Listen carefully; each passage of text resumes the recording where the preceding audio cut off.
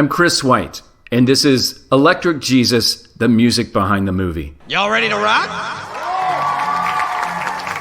Awesome.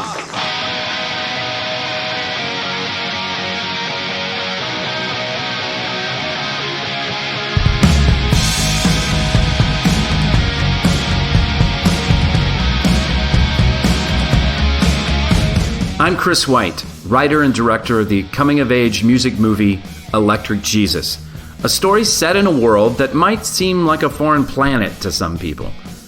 Electric Jesus, the music behind the movie, is your VIP backstage pass into this crazy world.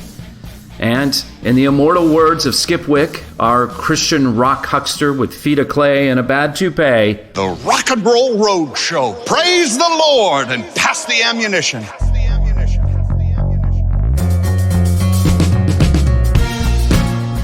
Episode 7, Dropping the Needle on Electric Jesus, with special guest Michael Rowe of the 77s.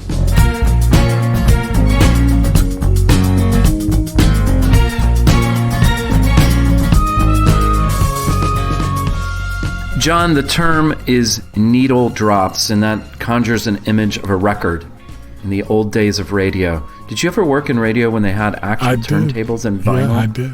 I was the tail end of awesome? It was the best. But in a movie, when we're in production or when a director like myself is talking to a music supervisor like you, we would use this term to refer to these songs that we're going to license to place inside of the movie. Right. Which yeah. is should be the easiest process in the world, and it's actually one of the most difficult. Right. Especially because we got our record player out with a needle and we're trying to sync it up to the picture and all that stuff. Yeah, we don't know what we're doing. And needle. It was me actually, on set with the record, and yeah. Well, in the fantasy of making a movie, I think you think, oh man, I'm gonna play this perfect song here.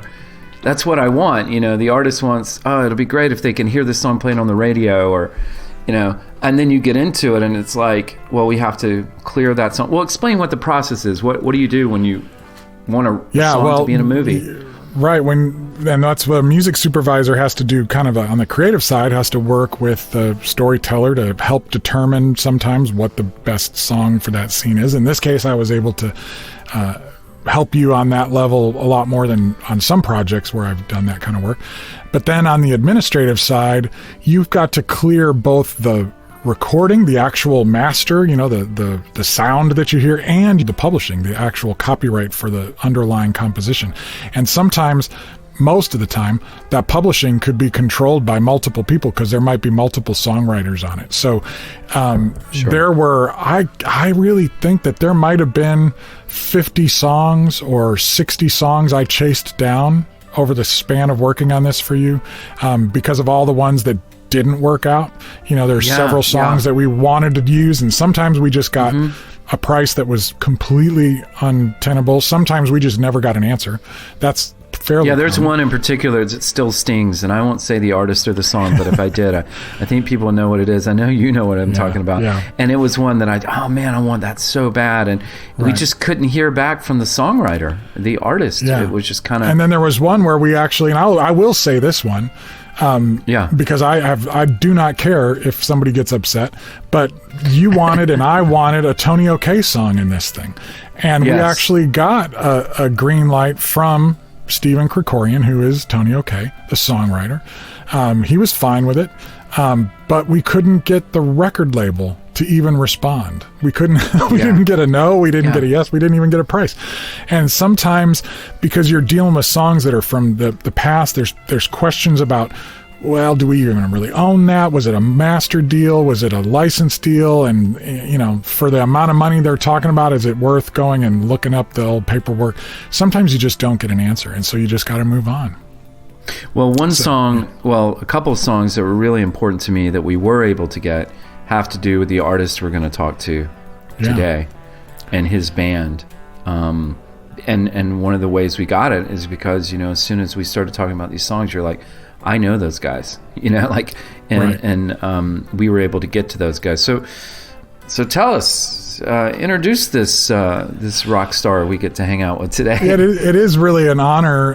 We're gonna bring Michael Rowe of the 77s into the Electric Jesus interview suite today, and in a lot of ways, he's able to speak for, not that he is officially speaking for, but he's sort of a representative sample of our needle drop artists, because the needle drops on this film, man, are really good. I'm not just saying that because it's I was part of it, but we've got Daniel Amos and the Choir and Wild Blue Yonder and Mr. and Lifesavers. I mean, you really let us get the greats. And my favorite, Steve Taylor. Steve Taylor, right. I mean, we got a couple of Steve Taylor songs. We got one from the past and we got a brand new one. So there was a world of music that was happening parallel to the kind of normal mainstream CCM music. There was this underground of really cool music. And I would say that in a lot of ways, the 77s were at the vanguard position of that world. They were not really a CCM group. They were on a label that was distributed into the CCM underground, but they were always associated with the mainstream. They were seen as being a real rock band. They, for a minute there, they were signed. We're going to hear all about that stuff. So Michael Rowe of the 77s is our guest today, joining us from California. And we're going to hear a lot about his story, and his story is unique for sure, but it's got a lot of similarities to some of the other artists that we find in the needle drop playlists, as it were, for Electric Jesus.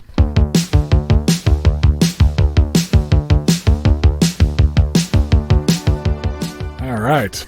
Hey man, thanks for doing this so much. We have a couple of instances of the 77's music in it. One of them is an incidental use. Ba Ba Ba is, but a fairly prominent one. Like it's very key. Like you hear it really clearly, and the characters are interacting with it. It's not way off in the background. And we used that song in particular when we did the screen test for the actors. Oh wow, what an honor! Whenever I hang out with Thompson, I'm always like meeting people that I used to call my heroes when I was growing up listening to music, but now I just realized that probably shouldn't call anybody a hero, but fan. Well, all right.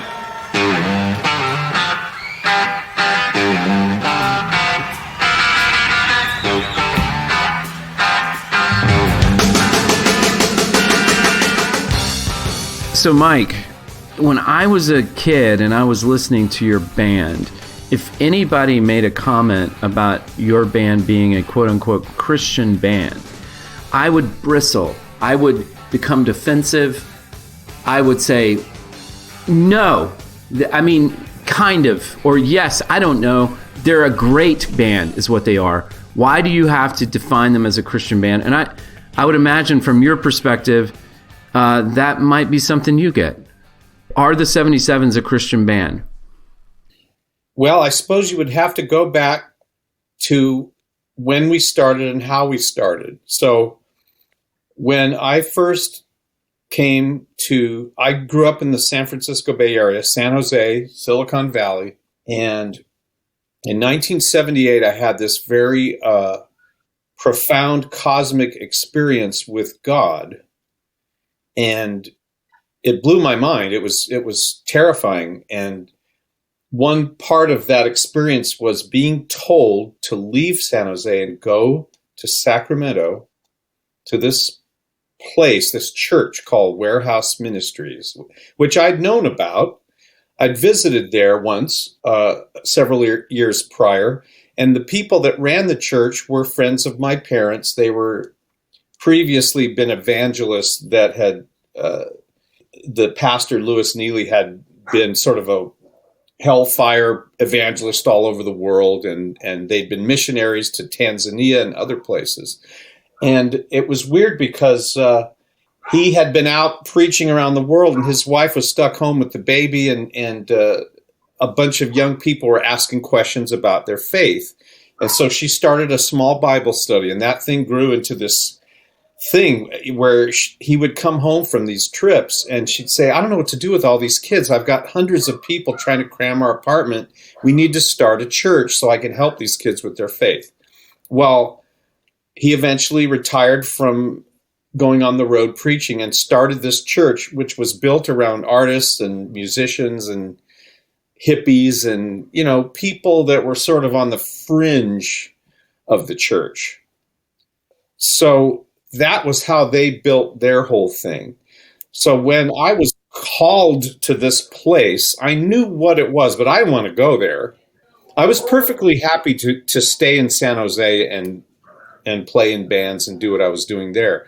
But obviously, there was something that I was supposed to do that was going to have some kind of effect on this church or the people that went to the church or whatever. And I didn't know what it was, but I knew that I had to do it. Okay, so what was your religious tradition? What was your family like? Where did you go to church, or what was your relationship with God at that time? Oh, I was completely backslidden, to use the term. I grew up in a Pentecostal Assemblies of God, fairly conservative church. But oddly enough, this church did a lot of experimenting through the years. And there was one period where we had a pastor who had come in from Las Vegas, and he would do just about anything to get young people into church. So we started having people like Larry Norman, all kinds of real cutting edge people. And we did a coffee house. We experimented with all kinds of cool stuff over the years. So it wasn't a straight-laced, narrow, weird sort of, evangelical church. It was that, but it was so much more.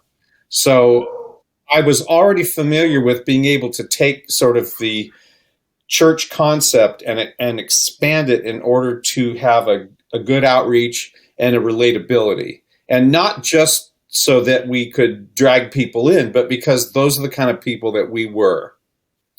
And that's an important distinction, because if you're just trying to use things in order to convert people and propaganda them, it's probably not going to be very successful. And what was impressive about the Warehouse Ministries in Sacramento is that it was made up of people that were just like me. They were musicians, artists, just wanted to take whatever talent they had and give it back to God and see what happened. And that's how Charlie Peacock ended up going there. Steve Griffith was a childhood friend from the same church that I dragged up there. I called him and I said, "Steve, man, you got to come up here. It's like there's all kinds of cool stuff going on." And he said, "Yeah, I'll be right there." And so he moved up, got involved in it. And before you know, we had several bands going. And when I first got there, they said, we want to have a music group that kind of represents what we're doing here, because they were doing these concerts on Saturday nights where they would have a band play and then Lewis would preach and give an invitation. And it was kind of a big evangelical outreach. So they said, can we just scratch a bunch of guys together? And so Jan Voles was one of them. Mark Tootle was another guy. Jim Abeg was supposed to be in it, but he was busy with some other bands. So Jim dropped out, and then we got our drummer, Mark Proctor. And so that became what was called the Scratch Band, because we had just thrown it together from scratch. Wild boys, they're the writing on the wall.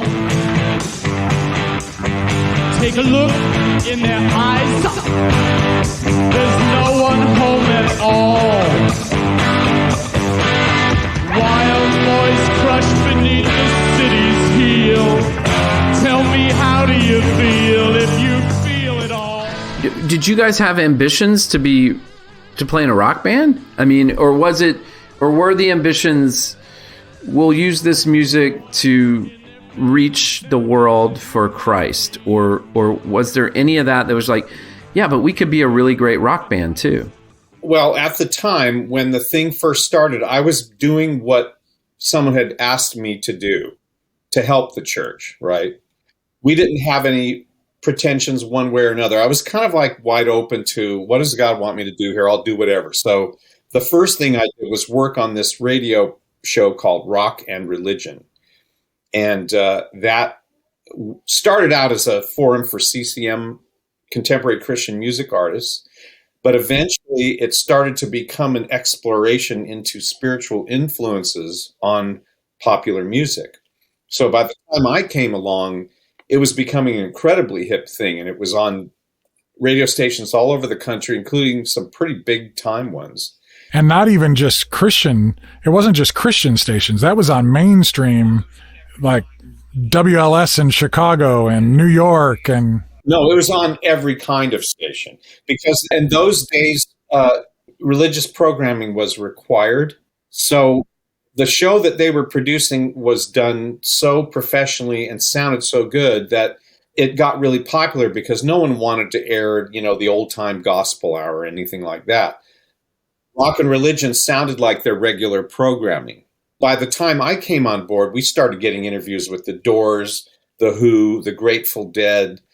I mean, it was just getting incredibly hip. But meanwhile, they were building a studio because they wanted a place where all of these musicians at the church could get creative and start recording and doing their own music. And that was when Charlie Peacock kind of arrived on the scene. And when he did, that raised the bar from just the boys of the church making music to now we've got a guy who wants to be a professional and actually do this great. Charlie was younger than me, but he'd already had a big following downtown Sacramento with his group and with he knew all the best musicians in town.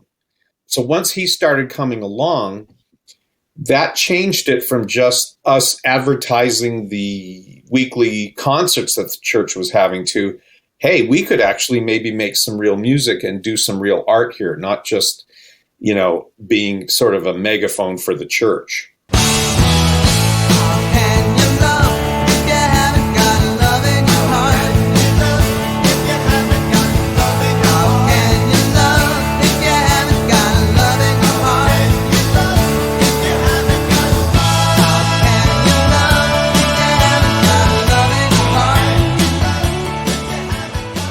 So was that the thing, that you guys were in an environment, a Christian environment, that was advocating and encouraging you to just be creative artists? Like the art you were making wasn't just a tool for evangelism. They were saying, hey, it's cool, just make your music. Over time, it morphed gradually from being strictly an evangelical tool to an evangelical tool with art to just art for art's sake, impacting the culture for good. In other words, we're Christians who make good art. Maybe that will say more than us trying to beat people over the head with a big Bible with our songs that talk about Jesus. And a lot of this stuff was happening in the Christian music culture at the same time. So in essence, we were part of a zeitgeist that was morphing, changing, moving through time. So your approach then, your approach was writing from a position of faith with everyone in mind, not just thinking about a Christian audience. Yes. And did you see, the Christian term would be fruit, but was it successful? Was it working? Were you having relationships and interactions with people that felt authentic and like people were understanding your faith and your religion? Did it work?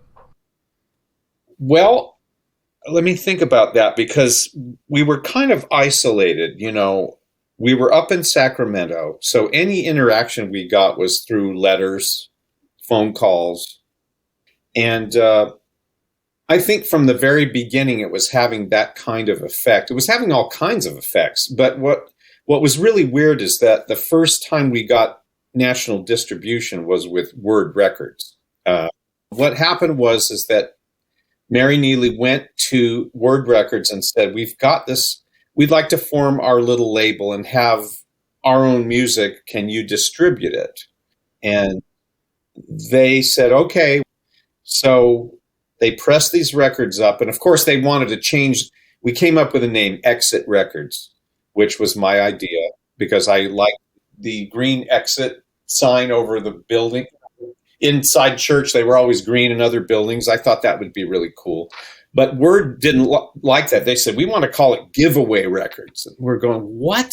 They said, yeah, basically, if you buy one, we'll give you a free one so you can give it away to an unsaved friend. And we were just going, no.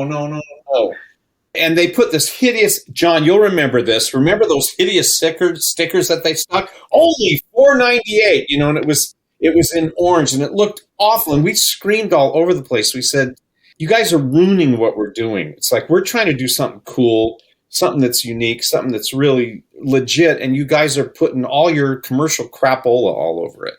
So we were battling with them from the beginning. And I believe the first album, our album, sold, 25,000 copies, something like that, which was not, in those days for Word Records, that was very, very humble. But you also had a distribution deal with A&M. That happened on the second record because Amy Grant was starting to have commercial success. So word went to A&M and said, can we broker some kind of deal where you guys will take her, but you'll let us have some distribution for some of our artists that are a little bit more contemporary. So that was a double-edged sword because that meant that they had more money to give us for budget, but that also meant that on the spine of our records, they coded our catalog number with the letters WR. Well, everyone that worked at Tower Records knew that WR meant Word Records, which meant that when our second album came out, All Fall Down, they would throw it in the gospel section. We weren't getting racked where we needed to be. We were put there with all these great gospel artists, and I started to realize as this thing kept rolling, I go, this is never going to work. We're never going to get out of this pigeonholing because of the company we're with. Even though A&M was giving us money and doing other things, it just wasn't working out. So what we did was we hired a independent promoter. I think Lynn Nichols was instrumental in that because he was working for Word at the time, and he was a hip guy, as you know. So he helped us to find this kid, and we set this kid up with an office and a phone. We said, just get out and promote this record to college radio. And John, I don't know if you know this, but that kid got us to #1 all the way up and down the East Coast on every college radio survey. #1, not bubbling under the Hot 100, not number 30, numero uno with a bullet. So now we've got all these college kids go out to find the record. They can't find it. Why? Because it's in the gospel section, if it's there at all. Which nobody went to. Yeah, people walk right by it. They would never even think to go there. The executives at A&M told us, they said, you guys could have had a #1 hit album on your hands. We're really sorry that happened. But it wasn't their fault because that's just how things were going at the time. So that was the beginning of the rot setting in for me as far as realizing that, the way you enter this business is how you probably are going to end. You're never going to shake off this thing. They're always going to call you a Christian band. Render love, let there be peace in the land. Reconcile woman and man. Lay down your weapons and lift up your fear. Let's step back from the business and that story because there's another. I do want to talk to you about the 1987 record, but before I get there, I want to go back to the art. When did you know that you could not just be in a band, but your songs were good? You had something to offer. How'd you figure that out? I think by the second album, the songs were getting better. The songwriting was getting better. We were getting away from just doing the evangelistic thing to trying to just write pop songs that were good, that had some kind of content, something to think about. And I was starting to write more about myself, more personally. And I think that's the key, is when you're writing about things that are in your life, things you're going through, chances are you're not the only person going through them. So I started to notice that the more personal my songwriting got, the more response I got, and the more heartfelt response I got. Well, and you take a song like, and we will jump to the next record, the eponymous, I guess, the 77's record. That song, the lust, the flesh, the eyes, the pride of life. That's just a perfect pop song too. But as you're saying, it's going to really deep personal things. The writing is going to a place it's certainly not evangelistic. Well, the longer I stayed at that church, and by then I was married and I was having problems in my marriage and all kinds of challenges happening to me that I hadn't counted on. These were things that nobody told me about that could happen. These were just things that started happening. And I went, I've got to write about this, because if I don't, I'm going to go crazy. And so the music started to become a form of catharsis for me. And the more that happened, the more response I got from people that had bought the records and were listening. We started to get all kinds of letters with people saying things like, I was going through that. That saved me from committing suicide. That saved me from aborting my child when I thought I was going to do that. That saved me from divorcing my spouse, or that. Wow. And all of a sudden I realized that, wow, this is getting really serious. This has gone way beyond just, an evangelistic tool. We are starting to get inside the fabric of people's lives and having an effect on choices they're making. And I realized that at that point, I needed to take what I was doing more seriously, because I didn't want to play with people's lives. I wanted to feel like, if I'm going to put a piece of art out there, I want it to have integrity, and I want it to be something that someone can relate to, and maybe it can help them. So all of this stuff happened very gradually as we kept walking down this path. Since that time, I don't think we've ever varied from that, because that meant way more to me than just trying to advertise for a church or trying to get people, saved. I started to see that this is a way to actually connect with a lot of people in a very meaningful way, beyond just evangelizing.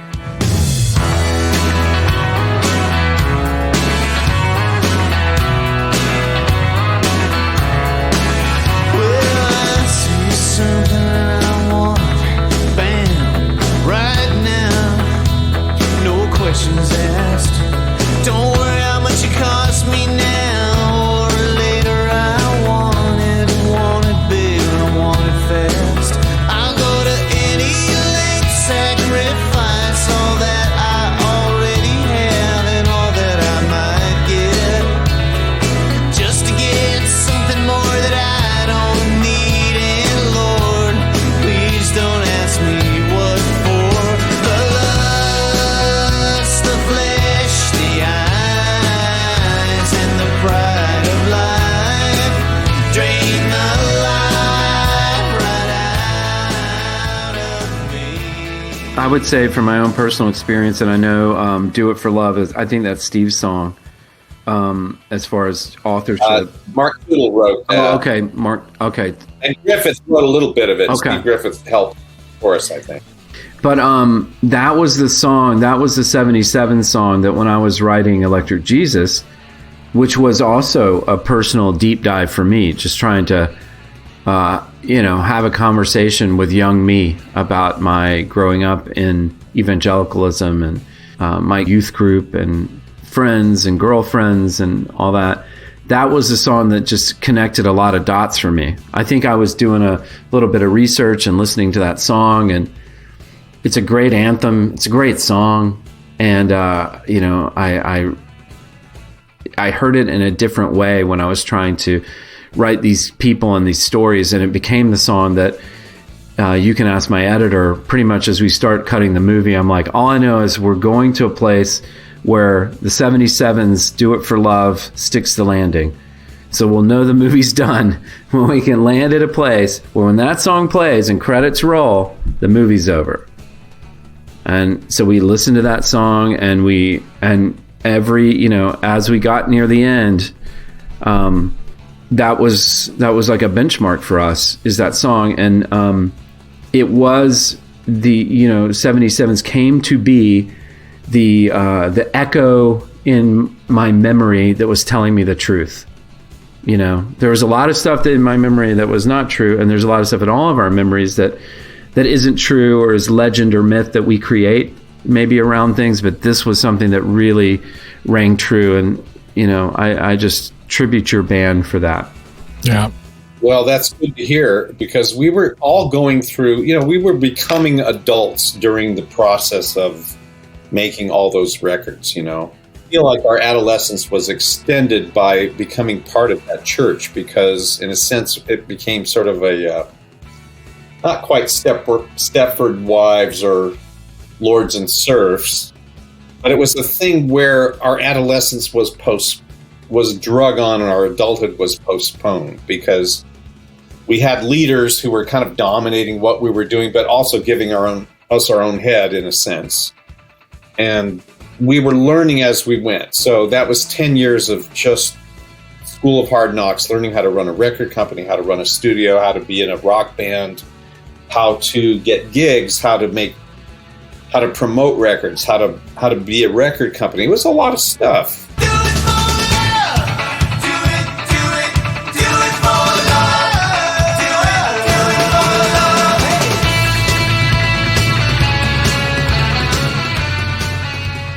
I don't even know if this is just a legend or a myth or if this is true, but it is a 77 story, and it has to do with the record 77s that was released in 1987.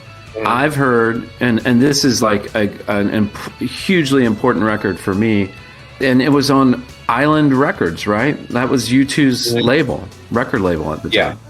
And what I heard was that your record was released basically on the same day or same time as the Joshua Tree. That's true. Okay. Well, that would be, maybe take me to that moment when you get released, when like arguably one of the biggest records of the 80s gets released. I guess at the time you don't know it's going to be the biggest record of the 80s, but is that exciting or is that heartbreaking? I mean, what do you feel like when they say, yeah, we're releasing a couple of records that day? Well, not only us, but the Comsat Angels Chasing Shadows came out at the same time, which was a record I was totally enamored with. And this is no shade to U2, because it's a great record. Nobody's mad at U2. Oh, no. Well, first of all, U2 was bigger than Island Records at the time, because Island was a boutique label that was run by Chris Blackwell, okay? It started out as reggae artists, and then eventually started having pop hits. Well, when he signed U2, he didn't have any idea that they were going to become as big as they did. So in order to handle the success that was happening with them, the entire Warner Brothers machinery had to be thrown into place. Let's just put it this way. U2 could have sold 10 times the amount of records if they'd been on another label than Island.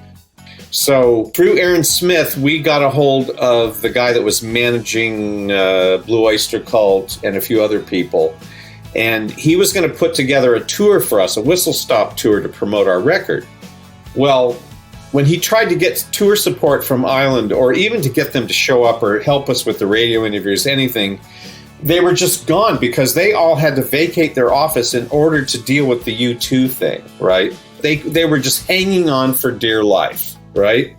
So our little record, our little band, and all the other excess stuff pretty much got, left in the dust because there was just no way. Over the years, people say, well, it's all U2's fault. They did this. U2 didn't hurt us at all. It was that Island couldn't even keep up with their success. Island was just not equipped to deal with big-time success like that. It was a boutique label under the arm of Atco Atlantic Warners. What a fascinating story. And for people who might, disparage so-called Christians making rock music or CCM or something, I guarantee you nobody thinks about that. The idea of how all those artists came to be under, the Exit story is amazing. And then how those came to be connected with Island and then all that. And arguably one of the biggest Christians playing rock music today is U2. That's just hovering over all of it. Is this incredible story of U2 launching at the same moment. Wow. Well, I learned a lot about the record business by getting on Island because, being on Island was helpful for us in numerous ways. Number one was that we started getting reviews in Rolling Stone, Interview Magazine, all kinds of cool stuff. They had a film division, which was trying to get our songs in films. And we could call up any nightclub that we wanted and say, Island record artists coming through, give us a night. So we could any club we wanted. We were playing all the best rooms on the West Coast. So it opened a lot of doors on that side. But as far as our selling records, our fans couldn't find our record in the record store. The fan base we built up on Word are looking for our records. They're not there. They can't find them because they only press so many. So we couldn't wait for that to end, because once it did, that's when Joe Taylor and Gene Eugene called me. And they said, hey, we've got this little label distributed by Word. You know, you want to be on it? I went, sure. And that was able to keep our thing going and sell way more records than we had on the Island. So Island was an interesting sort of left turn. And I'm grateful for it because I learned a lot. But ultimately, it would not spell teenage stardom for us. We didn't get to go on the road with U2 or any of those things, which is fine with me. Going my own way gives me a thrill until I take a spill. Oh, what a kill. Going my own way, I have to flag a ride out to the end of the road where I've already died. But if you pick me up, you get the dust me off, 'cause I'm low down, dirty, good for nothing I thought. There was something that made me feel proud and happy to see my 77s cassette in there with that Island Records logo on it. Yo, absolutely. I was the music buyer for a Christian bookstore, and I was just in the process of starting to build True Tunes when that record came out. Well, I'm forever in your debt because you probably kept our legacy alive through that really weird period. It did seem to me that you guys came out of that gauntlet with a absolutely different level of credibility. You guys set a bar as musicians and songwriters that was always a completely different level. It seems like this supposed conflict between rock and gospel or spiritual ideas just didn't exist for you. Where did that come from for you? How did you come up with that synthesis that was so magical? Because that was definitely not normal for what we thought of as Christian music.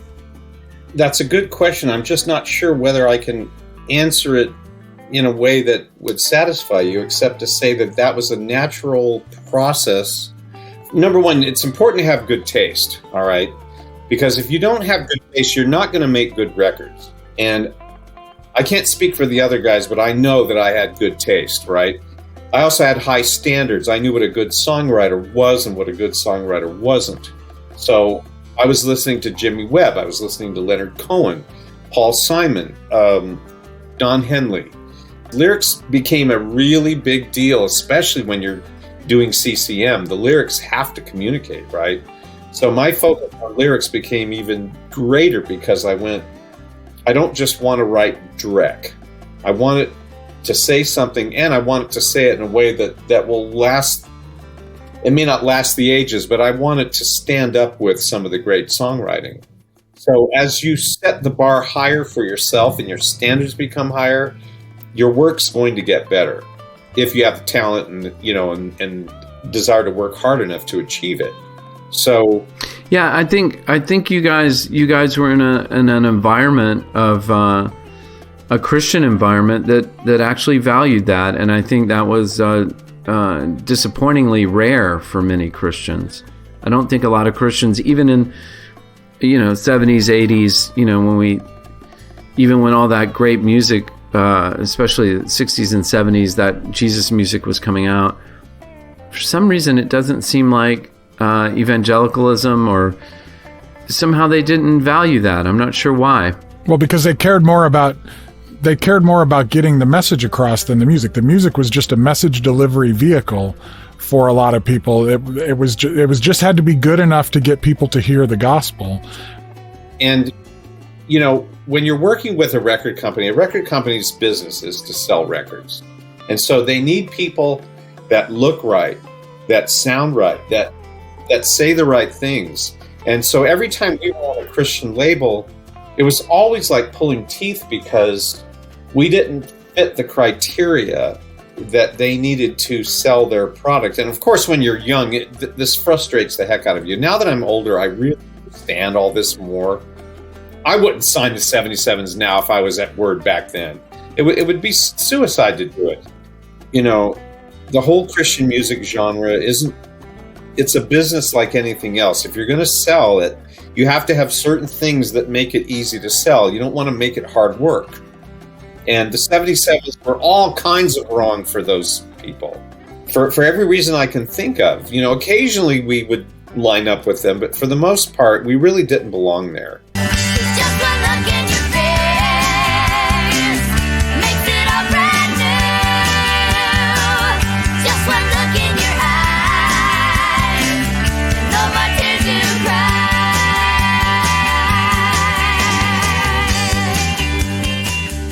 So there he is, the man, the myth, the legend, Dr. Love, Mr. Michael Rowe, the 77. So another one of my friends is now your friend. Oh my gosh, yeah. Welcome backstage. I love that band. That's one that has a timeless quality to their production is always really good. So if you go back to the 80s stuff, but they have, I mean, those guys have been are still making music, and it's really good. And what a thrill! What a thrill to actually talk to him and just get to hear all that stuff. Like I was a little nervous about asking him about U2. Like, did U2 take down your band? Basically, it's kind of like, you know, this myth of the Joshua Tree and all that. But he made that really fascinating, and not bitter or not angry about that. It's just the situation they were in. If you look at all of these people on the list of the needle drop artists from Electric Jesus, I stand by every one of these things. I play these things. I played them for people when I was in high school. I made them. I put them on my mixtapes. I put them on my mixtape now, today, on Spotify, all the time, because it holds up. I mentioned this earlier in the show. Steve Taylor, just my favorite CCM artist back in the day, and we used his song from his 1985 record On the Fritz. We used the song "This Disco Used to Be a Cute Cathedral," which we place it in the roller skating rink when everybody's up in the middle of the night and they're skating and kind of having a party, which the roller skating rink was the youth group disco, you know, when I was growing up. It was, that's for sure. So that was cool to get that one. And as you point out, there's a brand new Steve Taylor song, a collaboration with our own Daniel Smith on the soundtrack record. But also, like, another weird one that I have always loved this song is Wild Blue Yonder, Just One Look. And here's the thing, John, when I was writing the movie, I found a bunch of old records, old Christian records I like, and that Wild Blue Yonder album was there, and I was like, I remember the first song on the first side. I loved that song. I played it immediately, just fell in love with that little hooky song, and love that record. And what else do we have on there? Great stuff. Gosh, The Lifesavers, She's on Fire, you know, which sounds like it's out of a John Hughes movie. Perfect song. She's on Fire. It's just, you got Daniel Amos with their song Memory Lane, which again legends. Is just they're the Beatles of this particular underground. And then you know, another needle.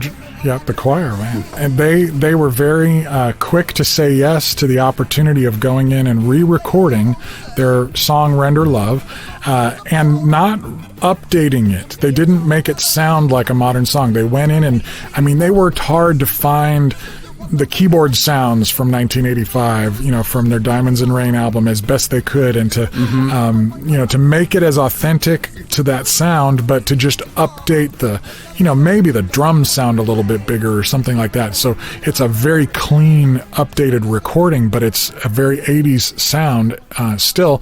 But it was a way that we could license the song from them and get a fresh, big, new version of it. And they're also a band that just dropped a new album, and they continue to put out amazing music all these years later. It's you know, well, just, you can't say enough about it. The biggest needle drop of the movie, which is Stryper, To Hell with the Devil, in that scene, in the kind of a lip sync scene in the hotel room. The whole song too, which is that's well, there's a little edit, but when we showed the movie to Michael Sweet, who we showed him when we had the movie finished, we went up and showed him the movie, and he was even just a little gobsmacked. He was like, "You played my whole song," and I was like, "No, actually, there's a little part." And he goes, "Really?" And he's like, It feels like yeah, the whole song. We did take a little out, but he was pretty proud. He was pretty happy. And then actually you got to go. I kind of connected some dots with some people I knew, and you got to go meet them on the road when they were on tour, and that helps. All of that stuff is just about relationships and about people getting to know your heart and realizing that you're not out here to make fun of somebody. I like the way you put it. We're having fun with stuff. We're not making fun of stuff. And that's something in conversation with Stryper that one thing I always said is like, this isn't you. This is 1986 mythic Stryper. That these guys want to be with and be like and emulate, and it's got to be strange to be in their position. It is what it is. There's a business side to it, and you got to do stuff the right way. But I'm really happy with how it turned out. Yeah, and that was really fun talking to Mike Rowe and getting that inside look at the 77s, and thank you, John. Thank you for your work on the film. It's a richer movie for all those old songs that we get to hear along the way, and hopefully people that hear those songs will look them up. I have a feeling that "She's on Fire" by Lifesavers is going to be a charting hit now. I think when the wide world hears that song, they're going to be like, "How did I miss that song? That's a good one." And we'll make a playlist and link it on the show notes page for this for all the needle drops and stuff, so people can hear all this stuff in its entirety. And maybe some of the ones put on that playlist, put some songs that we wanted we couldn't get a hold of. Oh, that's a good idea. Yeah, we'll do the bonus tracks on the playlist. Yeah, alternates. Some of the stuff we went for. Yeah, this was a lot of fun, and I'm glad you got a chance to hang out with Mr. Rowe, and I'm sure you'll get a chance to hang out with all the other guys too at some point.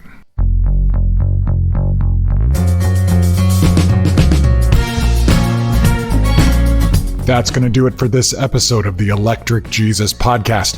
For more information about the Electric Jesus film, visit electricjesusfilm.com and make sure to sign up for the email list, also known as the G's Team. You should also check out the Electric Jesus YouTube channel and Facebook groups for great behind-the-scenes videos, updated information about the film, and more. All links are available on the show notes page. This podcast is produced by myself, John J. Thompson, and Bruce A. Brown for Gyroscope Productions and is intended for the private use of our listening audience. Everything on the Electric Jesus podcast is used by permission or under fair use provisions, and with the exception of previously copywritten materials, is the intellectual property of Blue Tape Records, LLC, and is protected by U.S. copyright law.